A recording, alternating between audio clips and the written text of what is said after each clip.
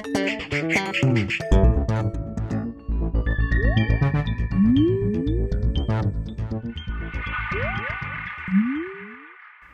everyone and welcome to The Vortex, where lies and falsehoods are trapped and exposed.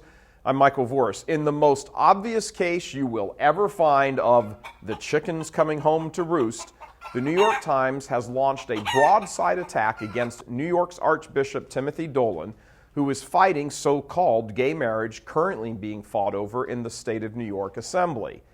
While columnist Maureen Dowd's conclusions demonstrate a clear lack of logic and a robust sense of ignorance, she brings up a point that to the general public will give the impression that her conclusions are correct. Here is the relevant line from her column. Quote, "The church refuses to acknowledge the hypocrisy at its heart, that it became a haven for gay priests even though it declares homosexual sex a sin and even though it lobbies to stop gays from marrying." End quote. Bam! That's it. And this is what faithful Catholics have been clamoring about and yelling about for decades now. The feminization of the clergy, the preponderance of the effeminate among priests and bishops in the U.S., as well as other Western countries, has essentially neutered the church. It does not ring true to many sitting in the pews and almost no one on the street that a church seemingly very, shall we say, relaxed about homosexuality among its own priests and bishops should be jumping ugly about so-called gay marriage and homosexuality in society. Maureen Dowd, the voice, as it were, for the secular culture at the Times, goes straight to the heart of the matter. The church most definitely is compromised in its ability to preach when the sins among the preachers are so real. Homosexual clergy in the Catholic Church have caused great damage, as we have seen and continue to see, not only in Dolan's own New York Archdiocese, but in Chicago, Boston, and Los Angeles, to name just some of the major locales. There are simply too many clergy who are either actively homosexual themselves, or who support it, or do not oppose it. In diocese after diocese, there are gay parishes with rainbow ministries and LGBT ministries. These parish groups do not preach chastity, they do not preach church teaching. They are often veiled under the pretense of offering spiritual support and comfort, but are actually gay social groups, and everyone in the parish knows it. And these are supported by homosexual pastors, or pastors who are friendly to the cause because of some other reason other than their orientation. In the Detroit Archdiocese, for example, Auxiliary Bishop Thomas Gumbleton is one of the leading trumpets of the homosexual movement.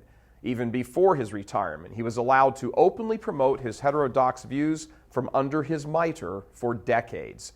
Nary a word was spoken to him, and certainly nothing actually done of substance. Even now, he spends his retirement years talking to any group that will listen and telling them how the church is wrong. And he is not alone. In recent years, a number of other bishops have been uncovered as homosexual, and a track record revealed where they and their vocations directors, for example, actively recruited gay men into the priesthood.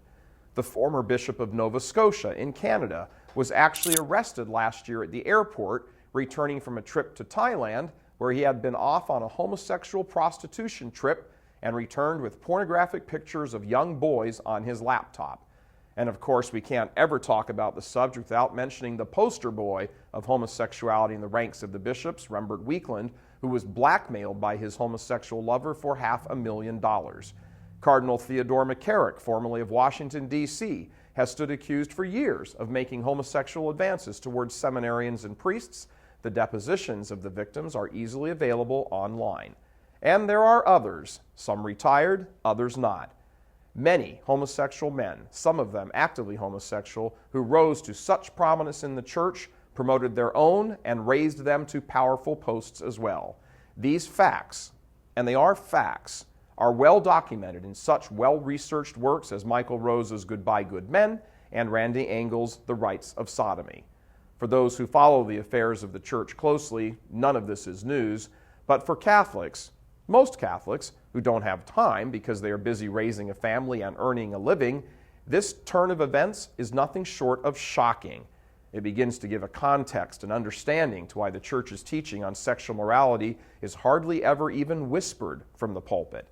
So many priests are either actively homosexual or at least support it that they can't possibly preach about the evil of contraception or divorce and remarriage or cohabitation or fornication or premarital sex without compromising their own position.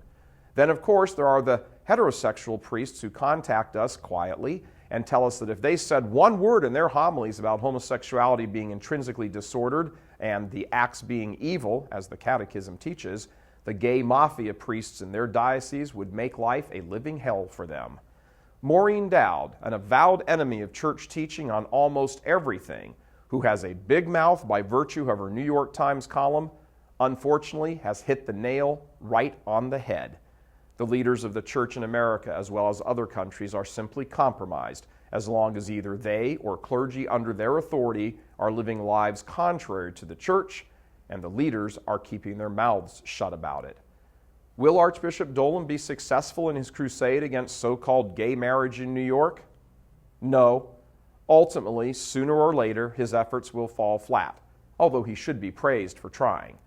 His own archdiocese has at least 3 parishes that everyone knows are openly welcoming of the homosexual agenda and or subversively rejecting the church's teaching.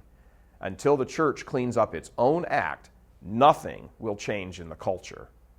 God love you. I'm Michael Voris. Please help us keep delivering these kinds of messages that so desperately need to be heard and acted on. Join RealCatholicTV.com today as a premium subscriber. Become immersed in the faith established by Jesus Christ. The Catholic Church is the only hope against evil because that is its God-given mission. As our Lord said, apart from me, you can do nothing. Join RealCatholicTV.com today as a premium subscriber and come to learn and love Christ more deeply.